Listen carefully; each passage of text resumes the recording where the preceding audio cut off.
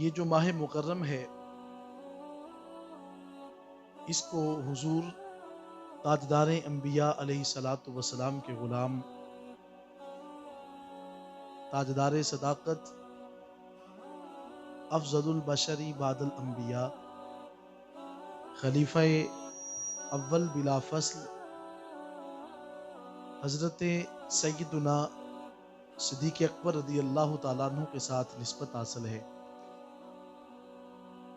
چونکہ آپ کا جو وصال باکمال ہے وہ 21 جمادی الثانی 13 ہجری کو جو ہے وہ آپ کا وصال ہوا۔ تو یہ اسی مناسبت سے آج میں نے قرآن کریم فرقان حکیم کی آیہ مقدسہ تلاوت کرنے کا شرف حاصل کیا ہے۔ اسلام کے لیے جس وقت مال و متاع کی ضرورت پیش آتی ہے تو سب سے بڑھ کر جس شخصیت نے اپنا مال پیش کیا، تاریخ اس کو حضرت ابو بکر صدیق رضی اللہ تعالیٰ عنہ کے نام سے یاد کرتی ہے۔ یہ وہ شخصیت ہیں کہ آقا علیہ الصلوۃ والسلام سے عمر میں یہ 2 سال چھوٹے ہیں۔ حضور علیہ الصلوۃ والسلام سے جو عمر کے اعتبار سے آقا علیہ الصلوۃ والسلام سے 2 سال بعد میں ان کی پیدائش ہوتی ہے، اور ساری زندگی آپ نے کبھی بتوں کے سامنے اپنے سر کو نہیں جھکایا، ایک خدا کی توحید کا جو ہے وہ اقرار کرنے والی ہستی ہے۔ بلکہ حضرت صدیق اکبر رضی اللہ تعالی عنہ آپ کی والدہ ماجدہ فرماتی ہیں، چونکہ ابھی آپ کا گھرانہ جو تھا وہ اسلام میں داخل نہیں ہوا تھا، ایک دن بچپن کے عالم میں حضرت صدیق اکبر رضی اللہ تعالیٰ عنہ نے اپنے گھر میں پڑے ہوئے بت جو ہیں ان کو تھپڑ مارا، اور تھپڑ مار کے اس کو گرا دیا۔ آپ کے والد ماجد ابو قحافہ کو غصہ آتا ہے، کہا یہ ہمارے خدا ہیں، ہم ان کی عبادت کرتے ہیں، بیٹے تو نے ان کو کیوں تھپڑ مارا اور کیوں گرا دیا ہے؟ حضرت صدیق اکبر رضی اللہ تعالیٰ عنہ بچپن کے زمانہ میں فرماتے ہیں کہ ابا اگر یہ ہمارا خدا ہے تو یہ میرے ساتھ بولتا کیوں نہیں ہے، یہ گفتگو کیوں نہیں کرتا، میں اس سے کچھ طلب کرتا ہوں یہ دیتا ہی کچھ نہیں ہے، اپنی جگہ سے حرکت بھی کرنے سے قاصر ہے، یہ ہمارا خدا کیسے ہے؟ آقا علیہ الصلوۃ والسلام کو وہ بات سنا رہے ہیں تو آپ کی والدہ ماجدہ حضرت ام الخیر رضی اللہ تعالی عنہا آپ نے کہا کہ ابو قحافہ اس بچے کو مارا نہ کریں، کہا کہ یہ دیکھو ہمارے خداؤں کو برا بھلا کہتا ہے۔ تو حضرت صدیق اکبر رضی اللہ تعالیٰ عنہ کی امی جان فرماتی ہیں کہ ابو قحافہ بات یہ ہے کہ جب اس کا جو ہے وہ نور میرے شکم میں تھا تو فرمایا کہ میں کبھی کبھی جب اس بت کے سامنے جھکتی تھی تو میرے پیٹ کے اندر حرکت ہوتی تھی، یہ مجھے جھکنے نہیں دیتا تھا، یعنی جب آپ اپنی ماں کے پیٹ کے اندر تھے اس وقت بھی آپ نے کبھی بت کے سامنے سجدہ نہیں کیا۔ تو آقا علیہ الصلوۃ والسلام کے لیے جس ہستی کو رب کائنات نے چنا ہے، زمانہ اس کو آج بھی تاجدار صداقت کے نام سے یاد کرتا ہے۔ آپ نے اس وقت بھی جو ہے بتوں کی پرستش نہ کی جس وقت کے ہر طرف کفر تھا۔ آقا علیہ الصلوۃ والسلام کی خدمت میں حضرت سیدنا صدیق اکبر رضی اللہ تعالیٰ عنہ ایک دن حاضر خدمت ہونے کے بعد عرض گزار ہوتے ہیں، یا رسول اللہ صلی اللہ علیہ وسلم، یعنی حضور علیہ الصلوۃ والسلام کے ساتھ آپ کا بڑا قلبی تعلق تھا، بلکہ اسلام قبول کرنے کے بعد حضور علیہ الصلوۃ والسلام کی ہر ادا کے اندر حضرت صدیق اکبر نے اپنی ادا کو فنا کر دیا تھا، حضور علیہ الصلوۃ والسلام کی ہر چاہت کے اندر اپنی چاہت کو مدغم کر دیا تھا۔ بلکہ آپ نے تاریخ کا مطالعہ کیا ہو اور آپ نے علماء سے یہ بات سماعت بھی کی ہوگی کہ آقا علیہ الصلوۃ والسلام کے غلام حضرت صدیق اکبر رضی اللہ تعالیٰ عنہ جب مکہ سے مدینہ کی طرف ہجرت کر کے جاتے ہیں تو آپ 3 دن کے لیے غار ثور میں ٹھہرتے ہیں، رب کائنات نے قرآن کریم فرقان حکیم کے اندر اس کا نقشہ سورۃ التوبہ میں ارشاد فرمایا ہے۔ خدا فرماتا ہے ثانی اثنین اذ یقول لصاحبہ لا تحزن ان اللہ معنا۔ فرمایا کہ وہ زمانہ جس وقت جو ہے غار ثور کے اندر دوسرے میں سے جو دوسرا تھا، اذ ہما یقول لصاحبہ، جب ان دونوں میں سے ایک نے کہا کہ اے میرے صاحب آپ کو غمگین ہونے کی ضرورت نہیں ہے، اس لیے کہ ان اللہ معنا، ہمارا رب ہمارے ساتھ ہے۔ حضور علیہ الصلوۃ والسلام نے جب حضرت صدیق اکبر غار ثور کے اوپر جلوہ گر ہوتے ہیں، عرض کی حضور میں غار ثور میں سب سے پہلے داخل ہونا چاہتا ہوں، دیکھنا چاہتا ہوں کہ غار ثور میں کوئی موذی جانور تو نہیں ہے۔ جا کر کے آپ علماء سے یہ بات جو ہے وہ بدیگر سماعت کی ہے، صرف میں اشارہ دے کے اپنے موضوع کی طرف بڑھنا چاہتا ہوں۔ آپ نے جا کر کے اپنا کپڑے جو ہیں ان کو پھاڑ کر کے جو سارے سوراخ بند کر دیے، ایک سوراخ کے اوپر اپنی ایڑی رکھ دی، سانپ نے ڈسا، جو میں بات آپ کو سمجھانا چاہتا ہوں۔ تو آقا علیہ الصلوۃ والسلام کی خدمت میں جو ہے وہ آنسوں کا خراج پیش کرتے ہوئے عرض کرتے ہیں حضور میرے پاؤں کو کسی جو ہے موذی جانور نے ڈسا ہے۔ فرمایا کہ صدیق پاؤں کو ہٹایا جائے۔ سانپ جو ہے وہ سامنے نکل کر حضور کی خدمت میں اپنا سلام عرض کرتا ہے۔ حضرت صدیق اکبر رضی اللہ تعالی عنہ وہاں غار ثور کے اندر عرض کرتے ہیں حبیب کچھ کفار ہیں جو پیچھے آ رہے ہیں، کہیں وہ آپ کو تکلیف نہ دے دیں۔ آقا علیہ الصلوۃ والسلام نے اس مقام پہ اپنے صاحب سے فرمایا تھا۔ قرآن کریم فرقان حکیم کا لفظ ہے اذ یقول لصاحبہ، جب انہوں نے اپنی جو ہے وہ اپنے صاحب سے فرمایا۔ اور یاد رکھیے گا یہ جو مطلقاً لفظ ہے صحابیت کا، قرآن کریم فرقان حکیم کے اندر جو ہے وہ حضرت صدیق اکبر کے لیے استعمال ہوا ہے۔ اذ یقول لصاحبہ، جب انہوں نے آقا علیہ الصلوۃ والسلام نے اپنے صاحب سے فرمایا، اپنے ساتھی سے فرمایا، کیا فرمایا کہ لا تحزن ان اللہ معنا، اے صدیق آپ کو غم کرنے کی ضرورت نہیں ہے، اس لیے کہ ہمارا اللہ ہمارے ساتھ ہے۔ حضور علیہ الصلوۃ والسلام نے حضرت صدیق اکبر کے لیے جو لفظ ہے وہ صاحب کا استعمال فرمایا ہے۔ آقا علیہ الصلوۃ والسلام کی زبان سے جو نکلنے والے لفظ تھے آج بھی قرآن کریم کے سینہ کے اندر محفوظ ہیں۔ تو ذات ذی وقار میں عرض کر رہا تھا حضرت صدیق اکبر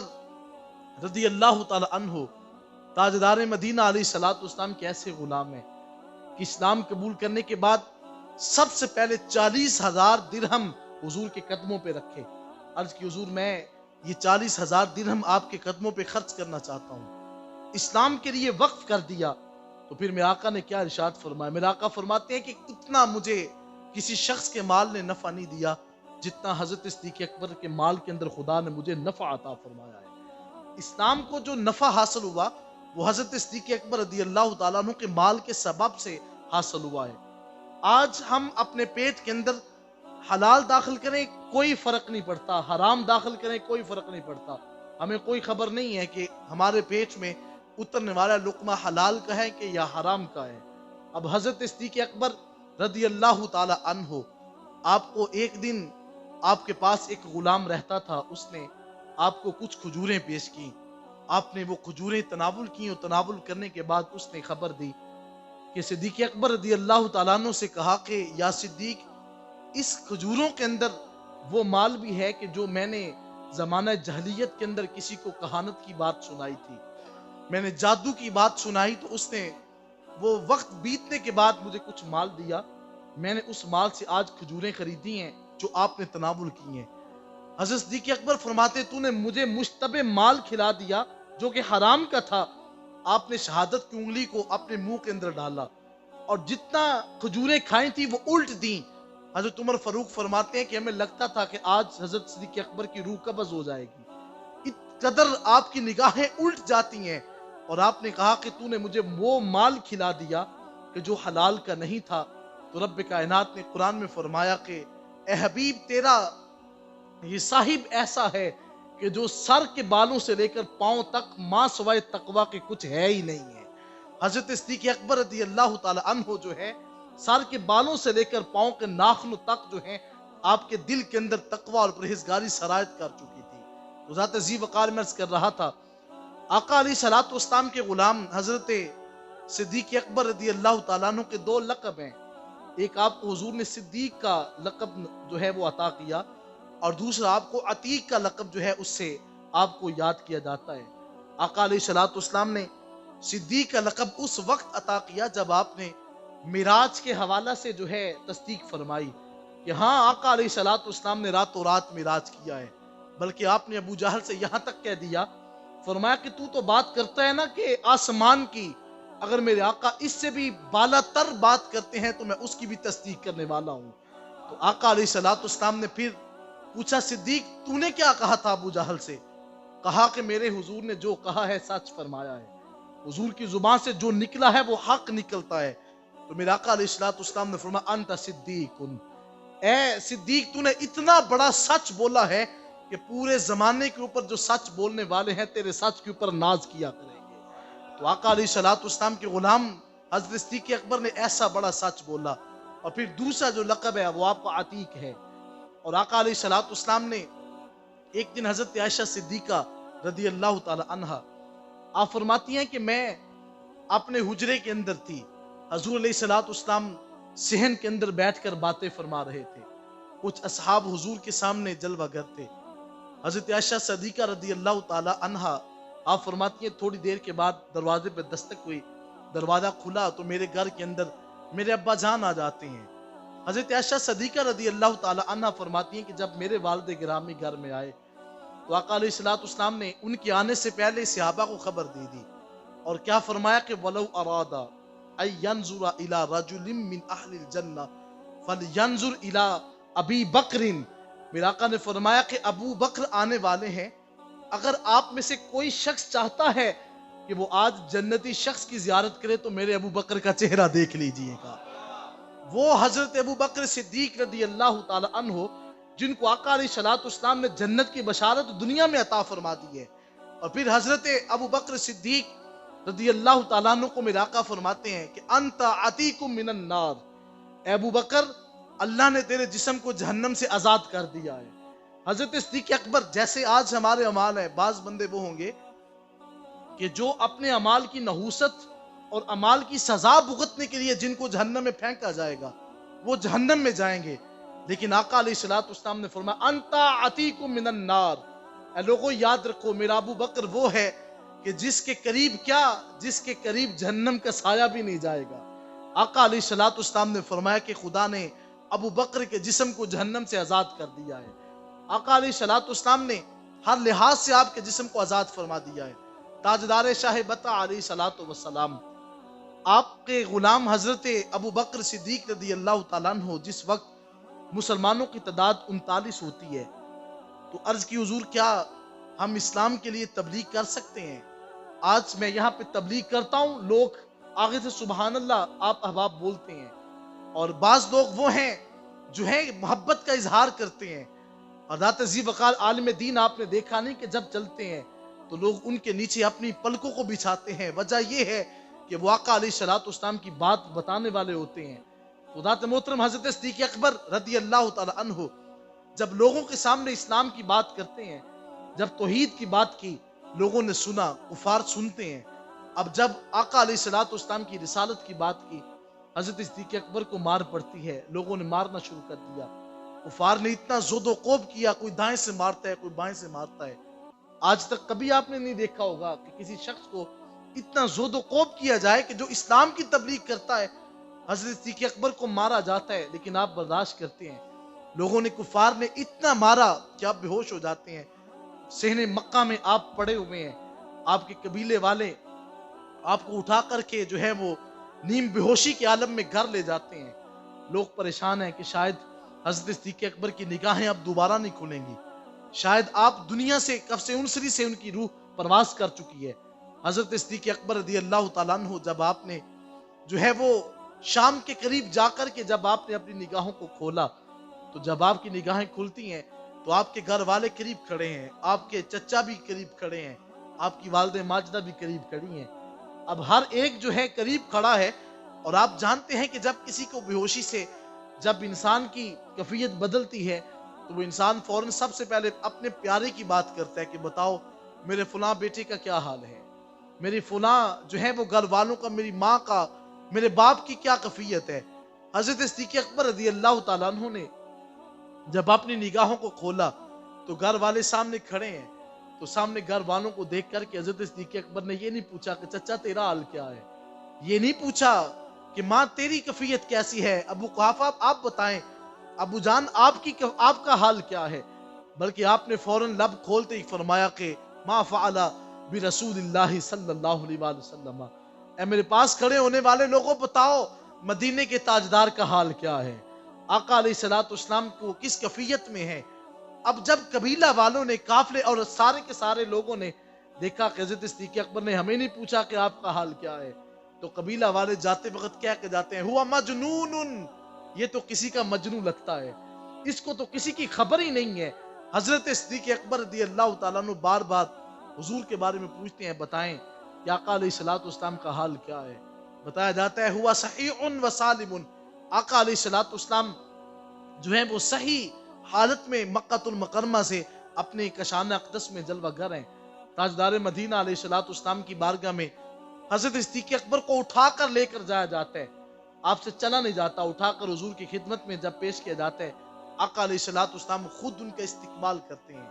آقا علیہ الصلوۃ والسلام نے حضرت صدیق اکبر کے اٹھ کر جو ہے آپ نے آپ کا بوسہ لیا، اور میرا آقا علیہ الصلوۃ والسلام کے غلام جب تک حضور کو دیکھا نہیں تھا، آپ فرماتے ہیں میں اس وقت تک نہ کھانا کھاؤں گا نہ میں کوئی چیز پیوں گا جب تک حضور کا دیدار نہیں کر لیتا۔ جب آقا علیہ الصلوۃ والسلام کا دیدار کرتے ہیں تو آپ کو چہرے کو تکتے ہی آپ فرماتے ہیں میں اب کھانا بھی کھاؤں گا، اب میں جو ہے وہ اپنی بھوک کو بھی اس وقت مٹاؤں گا جب آقا علیہ الصلوۃ والسلام کا دیدار مجھے نصیب ہو چکا ہے۔ تو یہ وہ شخصیت ہے، یہ وہ ہستی ہے جنہوں نے اپنا مال و متاع آقا علیہ الصلوۃ والسلام کے قدموں پر نچھاور کیا ہے۔ تو ذات ذی وقار آج زمانہ ان کو اس وجہ سے یاد کرتا ہے، آج زمانہ ان کا نام اس وجہ سے لیتا ہے کہ آقا علیہ الصلوۃ والسلام نے جو ہے وہ ان کی حضور کی محبت ان کے دل کے اندر رچ بس چکی ہے۔ ہمارا تعلق، ہماری وابستگی ان لوگوں کے ساتھ ہے جو حضور علیہ الصلوۃ والسلام کے کل اصحاب سے پیار کرنے والے ہیں۔ تو آئے میں اور آپ سب جو ہے اس بات کا عہد کریں کہ ہم نے اپنے سینے کے اندر اصحاب رسول جو ہیں ان کی محبت کو پیوست رکھنا ہے۔ یہ وہ ستارے ہیں جو انسان کی ہدایت کا سبب بنتے ہیں اور انسان کی ہدایت کا ذریعہ بنتے ہیں۔ تو آقا علیہ الصلوۃ والسلام کے اصحاب کا مقام عرفہ و اعلیٰ ہے۔ حضرت عبداللہ بن مبارک فرماتے ہیں کہ لوگوں یاد رکھو اصحاب رسول کا مقام اتنا اونچا ہے، آپ فرماتے ہیں کہ جس سواری کے اوپر صحابی رسول بیٹھ جائے اور اس کے قدموں سے لگنے والی جو دھوڑ ہے، آپ فرماتے ہیں کہ اس کے ایک ذرے کے برابر جو ہے نہ ولی ہو سکتا ہے، نہ اولیاء ہو سکتے ہیں، نہ اتقیاء ہو سکتے ہیں، نہ ابدال اور نہ کتب اس کے مقام کو پہنچ سکتا ہے جس سواری کے اوپر صحابی رسول سوار ہو جاتا ہے، یا جس نے حضور کا چہرہ تک لیا، اللہ نے اس کا مقام تو اتنا بلند کر دیا ہے۔ تو پھر آپ خود جانیے کہ مدینے کے تاجدار کا اپنا مقام کتنا اونچا ہوگا۔ تو ذات ذی وقار خدا مجھے بھی اور آپ کو بھی ان باتوں پر عمل کی توفیق سے مالا مال فرمائے۔ وآخر دعوانا ان الحمدللہ رب العالمین۔